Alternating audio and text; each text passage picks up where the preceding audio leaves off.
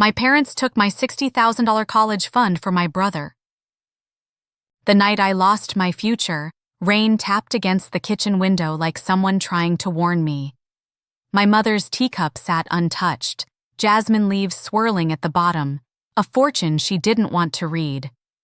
"We've used your college fund to pay off Noah's gambling debts." Her voice was soft, but her eyes were steel, resolute in a decision that had already been made without me.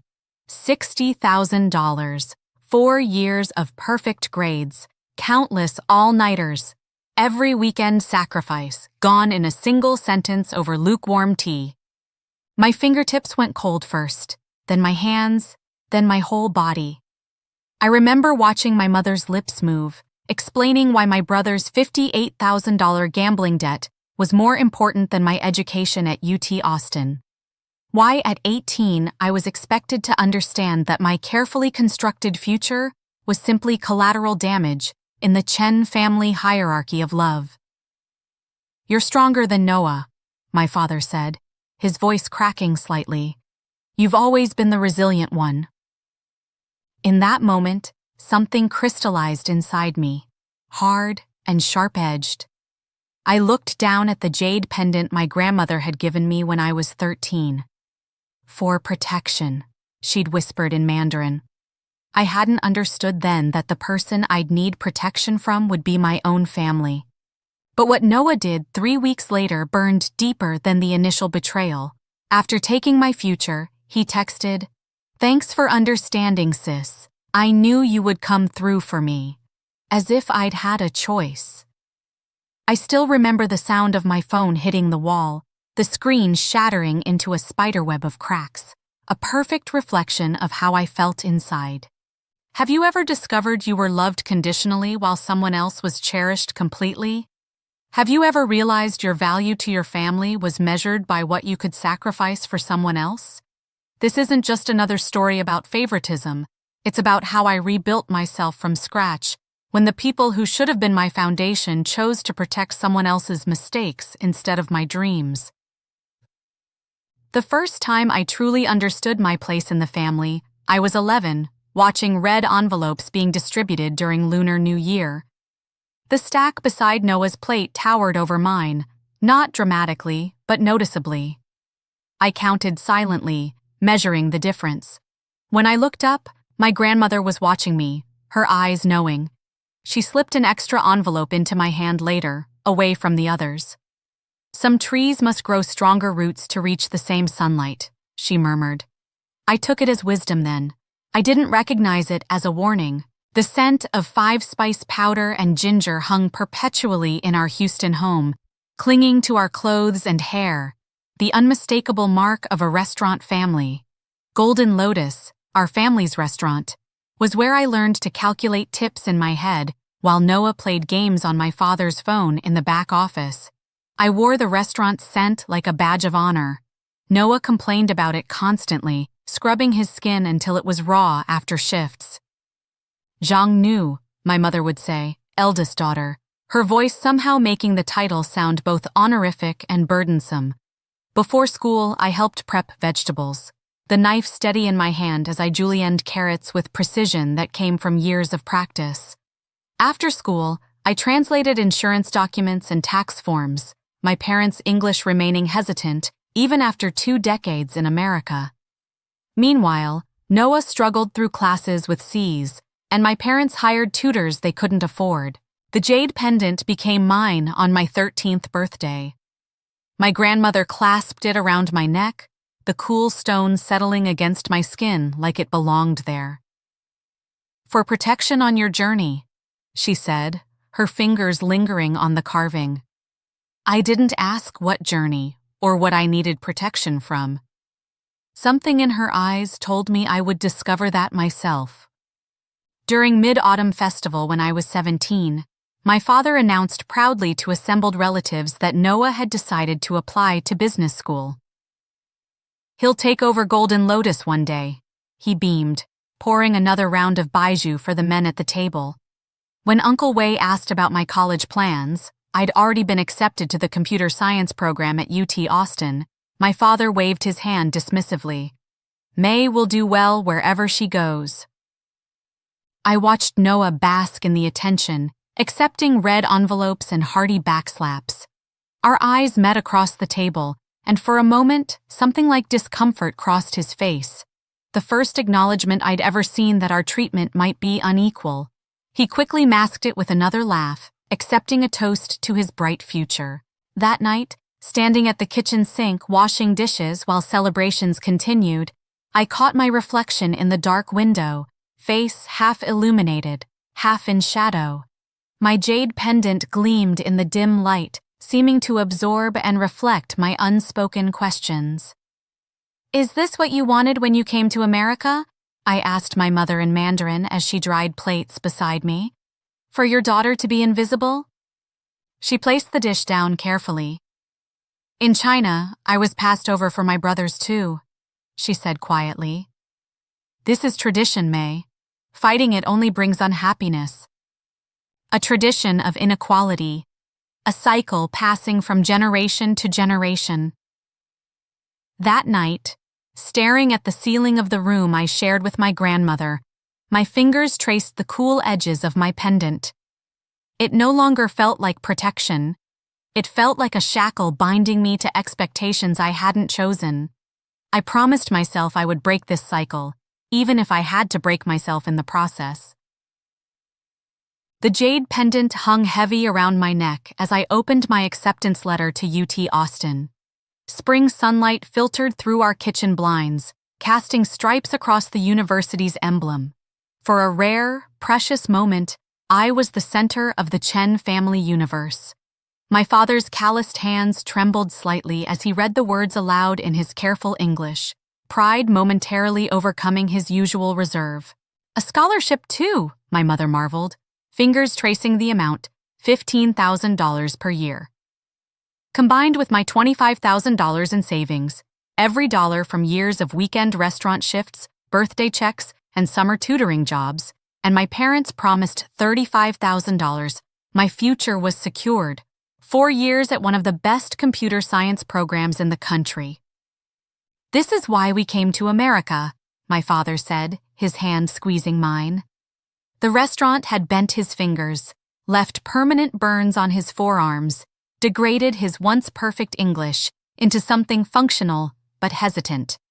His sacrifice would be redeemed through me, a weight I'd carried my entire life, now transforming from burden to blessing. I remember the drive to Austin for orientation that spring, my jade pendant cool against my skin despite the Texas heat. Cherry blossoms drifted across campus like pink snow. My father photographed me beside the famous tower, his pride evident in the careful way he framed each shot. "Soon," he said, watching students typing on laptops beneath oak trees, "this will be you." During that visit, I noticed something shifting inside me. For once, I felt seen as May, not as the reliable daughter, the restaurant help, the translator, the built-in childcare for Noah, but as someone with a future worth investing in. The pendant seemed lighter somehow, as if my grandmother's protection was finally taking effect. I spent that summer meticulously planning courses with my assigned advisor, joining freshman social media groups, messaging my roommate-to-be. I allowed myself to imagine a life where capability was celebrated, not exploited. Where Zhang Nu meant accomplished woman rather than family servant. The night before my final orientation session, I folded university-branded t-shirts into neat piles on my bed, excitement making my hands tremble slightly. My jade pendant caught the lamplight as I moved, glinting with promise. Tomorrow would begin my next chapter, a life of my own making. Then my phone chimed with a family message, "Emergency meeting, kitchen, 9 p.m. Something in the terse wording sent a chill through me. I touched my pendant reflexively, seeking reassurance. As I headed downstairs, the weight of it seemed to increase with each step, as if it knew what was coming before I did. The kitchen's fluorescent light buzzed overhead, casting our family in sickly pallor. Noah wasn't present. My mother's hands gripped each other so tightly her knuckles had gone white. A teapot sat untouched on the table between us, a rare waste in our frugal household. My jade pendant felt cold against my skin, almost uncomfortably so. "May?" my father began, then faltered. Rain started tapping against the window, gentle at first, then insistent, as if trying to break through and warn me. "We need to discuss your university plans." My mother's voice was steady, practiced. "There's been a complication." That's when I heard it. Unfamiliar male voices from our living room. One belonged to a stranger. The other was Noah's, his tone pleading, desperate. My pendant seemed to grow heavier, pulling me downward as if trying to anchor me against the storm that was coming. The story emerged in painful fragments. Noah, now 19, had developed an online gambling addiction. What began with sports betting escalated to high-stakes poker games. He owed $58,000 to people who weren't willing to wait for payment. The men in our living room were representatives, ensuring the debt would be settled. "We have no choice," my mother said, reaching across the table. I pulled away instinctively. "We need to use your college fund, all of it." The kitchen tilted sideways. "What?" The word emerged as barely a whisper.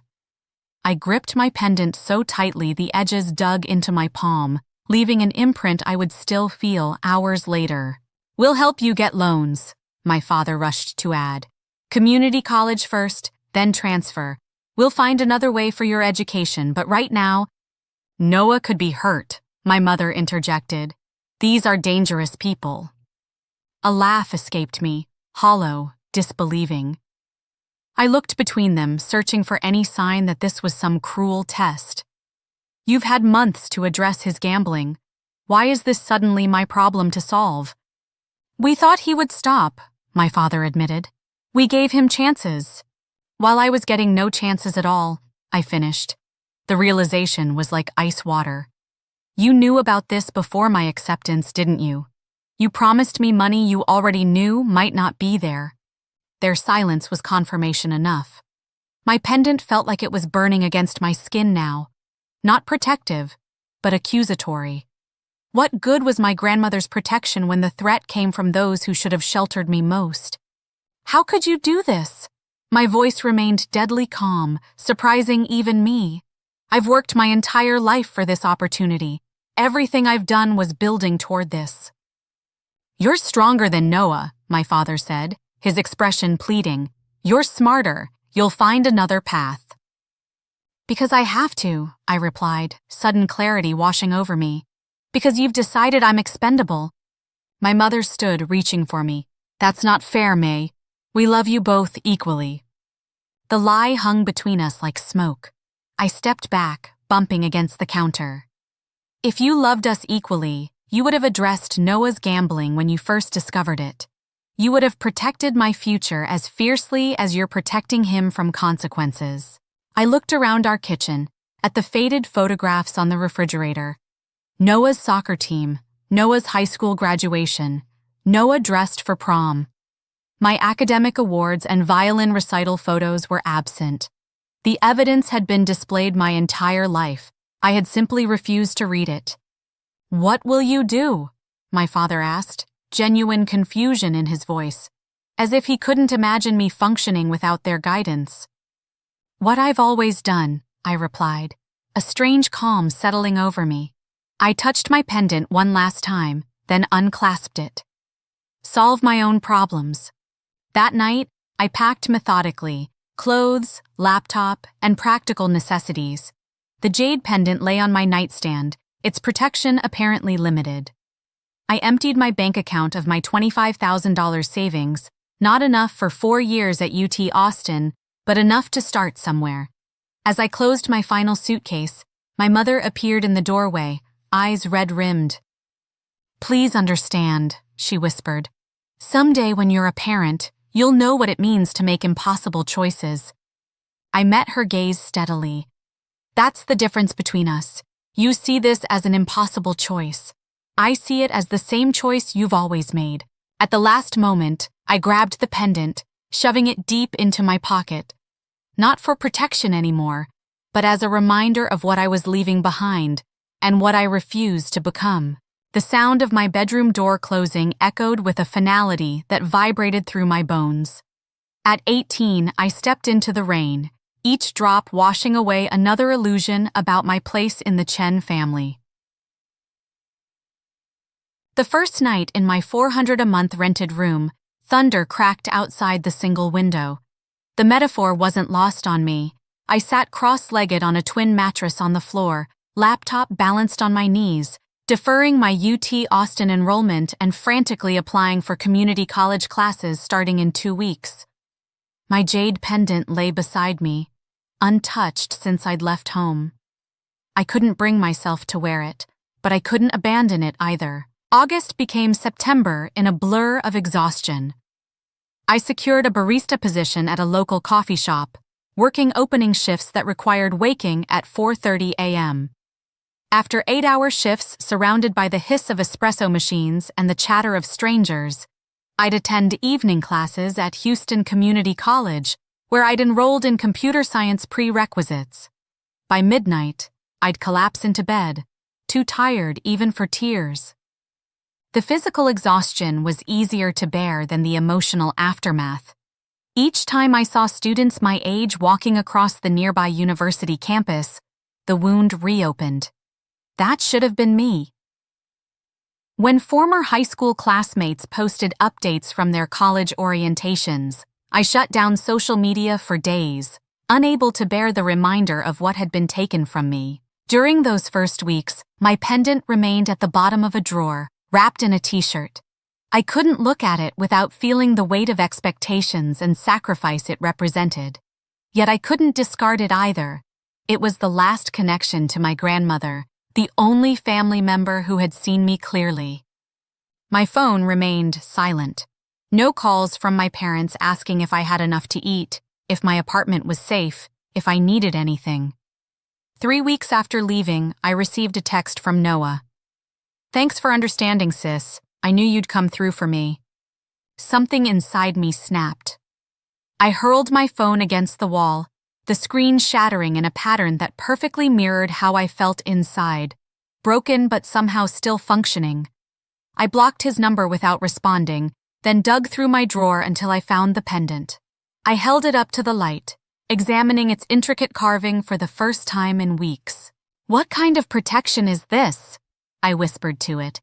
The jade remained cool and indifferent in my palm.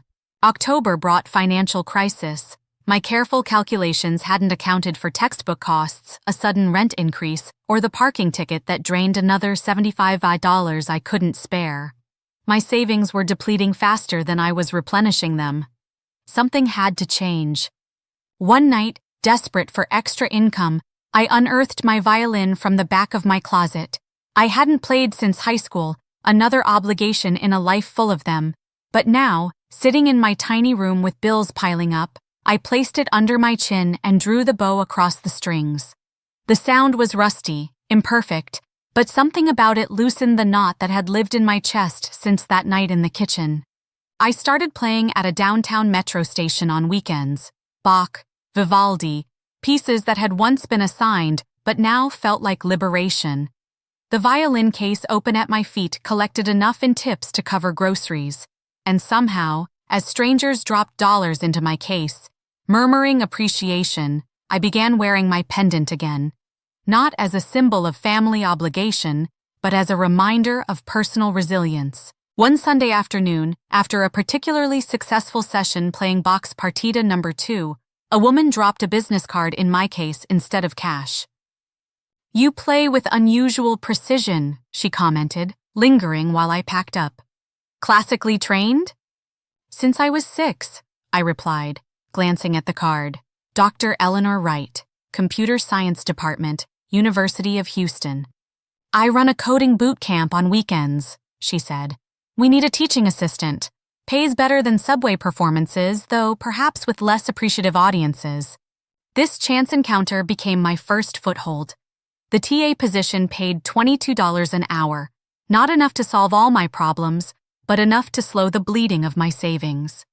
I worked mornings at the coffee shop, afternoons assisting Dr. Wright, and evenings at community college, Weekends were for grading assignments and sleeping in exhausted 4-hour blocks. As I helped students debug their code, something unexpected happened. My jade pendant, which I'd begun wearing again daily, started to feel different against my skin. Not heavy with obligation, but warm with purpose.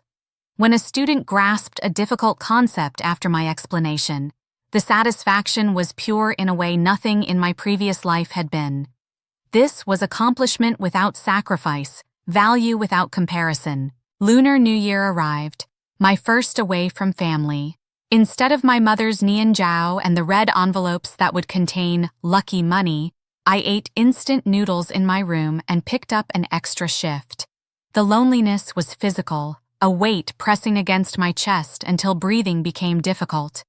That night, I held my pendant and allowed myself to cry for the first time since leaving, not for the money, not for the lost opportunity, but for the family I now understood I had never truly had.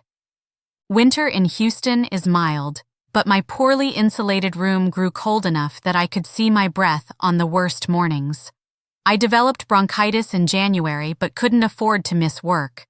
I muffled coughs during customer interactions and collapsed into bed immediately after classes. No one called to check on me. No one brought soup to my door. My pendant seemed to absorb my fever, growing warm against my skin as if sharing the burden. But something unexpected emerged from this desolation.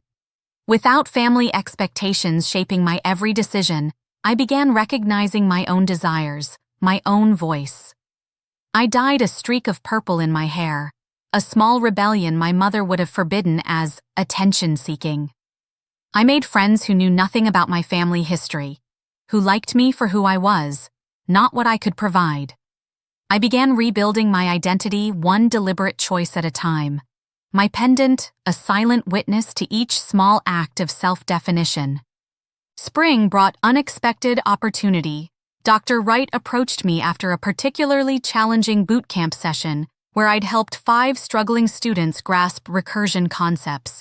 Houston Tech is looking for junior developers for their internship program, she said, sliding a flyer across the table. I've already recommended you. They're particularly interested in candidates from non-traditional backgrounds. As she spoke, I touched my pendant reflexively. It no longer felt like a burden or even like protection. It felt like a part of me, not defining me, but accompanying me on a journey that was entirely my own making. The internship paid $28 an hour with potential for full-time employment. For the first time, I could afford a slightly better apartment, one with reliable heat and without the constant smell of mildew. I continued taking classes, now with a clear path to transfer to a 4-year program once I completed core requirements. After 14 grueling months of this triple life, working 2 jobs while maintaining a 4.0 GPA, I had rebuilt enough savings and secured enough scholarships to transfer to the University of Houston's computer science program. Not UT Austin, but a solid program where Dr. Wright had become my unofficial mentor. The day I received my transfer acceptance letter, I sat alone on the steps of the science building, watching students cross the quad. I held my pendant in the sunlight, admiring how it caught and transformed the light. The grief of what I'd lost still ached, but alongside it grew something new, pride in what I'd built from nothing but my own determination. You solve problems differently, Dr. Wright noted after class one day. Most students try textbook approaches first. You immediately look for unconventional solutions. Necessity, I answered simply, my fingers finding my pendant. When the traditional path is blocked, you either find a new one or you fail. I graduated with highest honors and received 3 job offers. I accepted a position at a tech company paying $92,000 a year plus equity. The day I signed my employment contract, I sat alone in my improved but still modest apartment and finally allowed myself to cry, not from sadness, but from vindication. I had proven them wrong. I wasn't just surviving, I was excelling. That night, I placed my pendant on a small stand beside my bed, not discarded, but displayed. No longer a burden, not simply protection, but a testament to a journey that had transformed both of us. 26 months after leaving home, my phone displayed a number I hadn't seen in years. Noah. My finger hovered over decline, but curiosity won out. I touched my pendant for reassurance, a habit I hadn't realized I'd developed, before answering. May? His voice sounded different, deeper, hesitant. What do you want? My tone was flat, protective. I know I'm the last person you want to hear from. A pause. But something's happened and I think you should know. I waited in silence, my fingers tracing the familiar contours of my pendant. They did the same thing to me that they did to you, he said finally. They took my business loan down payment, $40,000 I'd saved for 2 years, and gave it to cousin Kevin for his divorce settlement. A strange feeling washed over me, not satisfaction that he finally understood, but a hollow recognition. This isn't the first time they've done this, is it? No, he admitted. I've been talking to grandmother. They did it to cousin Lynn when we were kids. Took his graduate school money for Uncle Way's gambling debts. There's a pattern, May. They always sacrifice whoever they think is strong enough to rescue whoever they think needs saving more.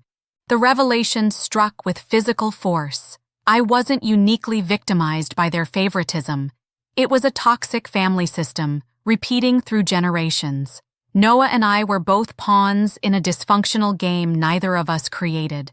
My pendant seemed to pulse against my skin, as if confirming a truth it had known all along. I want to confront them, Noah continued. But I need you there. You've always been braver than me, May, always stronger.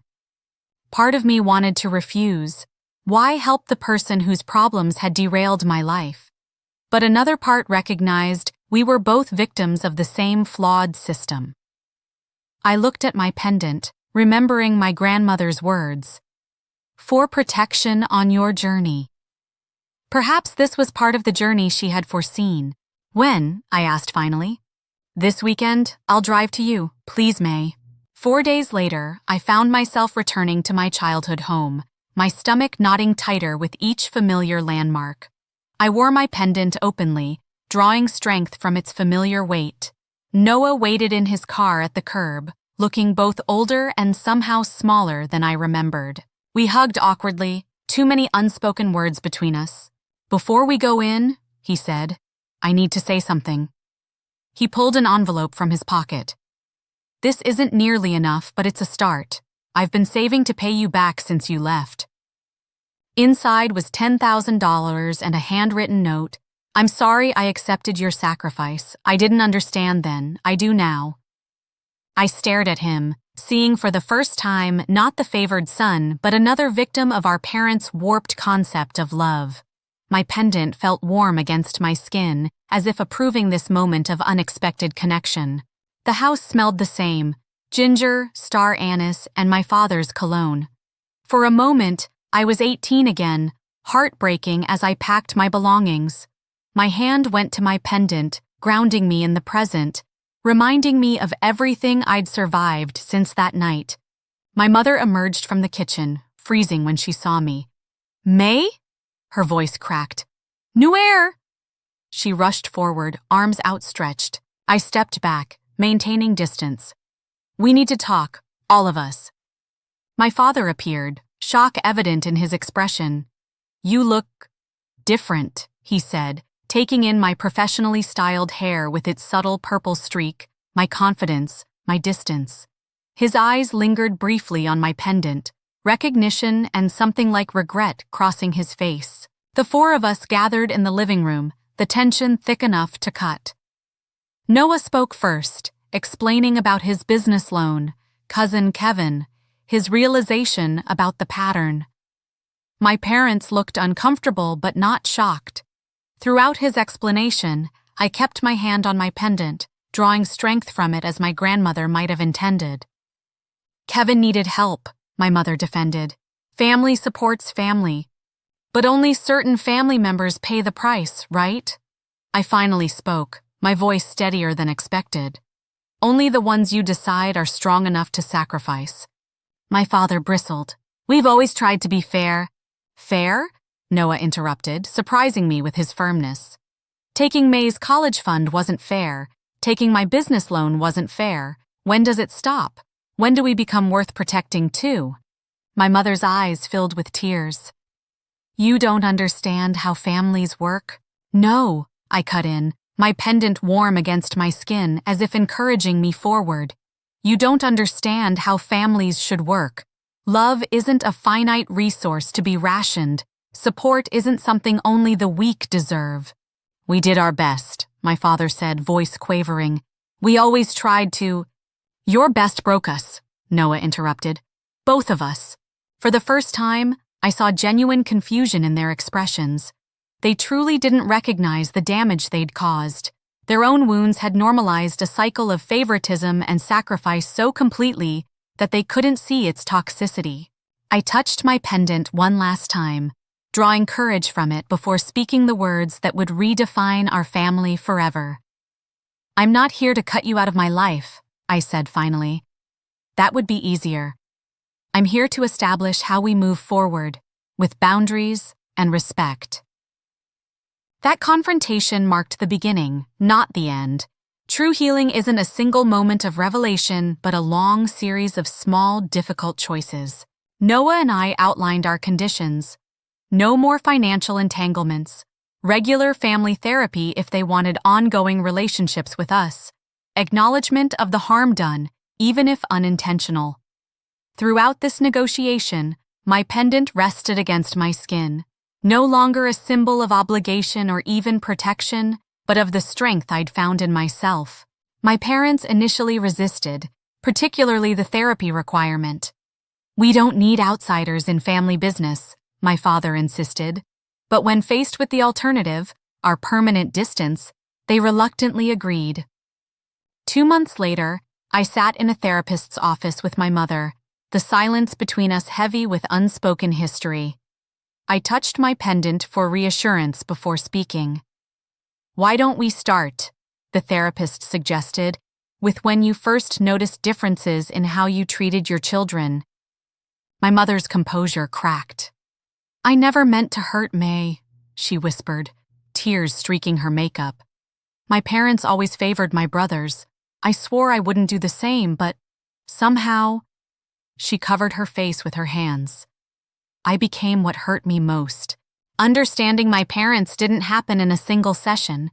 It emerged gradually through stories about my grandfather prioritizing my uncle's education, about my father learning that being a man meant protecting others at any cost, even if that cost was his daughter's dreams. My pendant, once cool and distant against my skin, seemed to warm with each revelation, as if absorbing and transforming these painful truths.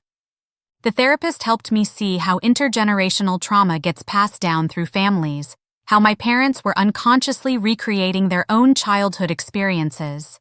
My father had been the strong one in his family, always sacrificed for his younger siblings. He was repeating the only relationship pattern he knew. Understanding didn't excuse their actions, but it helped me release the bitterness that had been poisoning me from within. I stopped waiting for an apology that would never come in the form I needed, and focused instead on building a life that fulfilled me. My pendant, once a reminder of what had been taken from me, now felt like a symbol of what I had gained: perspective, strength, independence. Meanwhile, I created a chosen family from friends, colleagues, and my rock climbing community, a hobby I'd discovered during my darkest days, when the physical challenge of ascending a wall gave me tangible goals when everything else felt impossible. These connections, built on mutual respect rather than obligation, helped heal wounds I'd carried since childhood. The persistent feeling of being not enough, the fear that I was only valued for what I could provide. Noah and I rebuilt our relationship gradually, painfully. We attended sibling therapy together, unpacking years of manufactured competition. I always knew you were the favorite, I admitted during one particularly raw session, my pendant caught between my fingers. I hated you for it. And I always knew you were the capable one, he countered. The one they respected. I felt like a constant disappointment compared to you. Two sides of the same toxic coin, neither of us seeing the other's pain, both trapped in roles we never chose. As we spoke, I realized my pendant felt different in my hand, lighter somehow, as if shedding the weight of old resentments. The breakthrough with my parents came unexpectedly, nearly a year after our confrontation. During a family therapy session, my father, discussing a recent conflict, suddenly stopped mid-sentence. He looked between Noah and me, really seeing us perhaps for the first time. "I've been measuring love the wrong way," he said quietly, "as something to be earned rather than given freely." He reached for my mother's hand. "We both have." My mother nodded, tears spilling. "When my parents favored my brothers, I promised myself I'd never do that to my children. But instead of breaking the pattern, I just inverted it." It wasn't a perfect moment of reconciliation. Real healing never is. But it was the first genuine acknowledgement of the pattern that had shaped all our lives. I touched my pendant, feeling its warmth, no longer a burden, no longer just protection, but a witness to transformation. Today, I'm a senior software engineer at a technology company, earning more than my parents ever did combined. I recently bought my first home, an achievement no one in my family had previously reached. My jade pendant still hangs around my neck, its meaning transformed by the journey we've taken together. My relationship with my parents remains complicated. Some wounds never fully heal, but they become less painful with time and understanding. We maintain contact through regular but limited visits, always on my terms. I've learned that forgiveness doesn't require forgetting. It simply means not allowing the past to control your future. Meanwhile, Noah has finally opened his small business, a specialty coffee shop that's building a loyal following. I helped him secure proper financing and develop a business plan. He recently hired our cousin Kevin, the one whose divorce settlement had cost Noah his initial investment, giving him a second chance neither of our parents had offered us. "Breaking the cycle," Noah explained when I questioned this decision. "Someone has to start." The young woman who once sought validation through perfect grades and filial obedience has become someone who defines her own worth. I now understand that my parents' favoritism was never about me not being good enough. It was about their unresolved wounds, not mine. My parents' favoritism cost me my college opportunity, but it taught me the most valuable lesson: no one determines my worth except me. I didn't just survive, I thrived. From a tearful 18-year-old to a confident 26-year-old with a thriving career, a home, and a chosen family built on mutual respect. The pain hasn't disappeared completely. Certain triggers, the scent of jasmine tea, the sound of mandarin spoken sharply, can momentarily transport me back to that kitchen table where my future was sacrificed.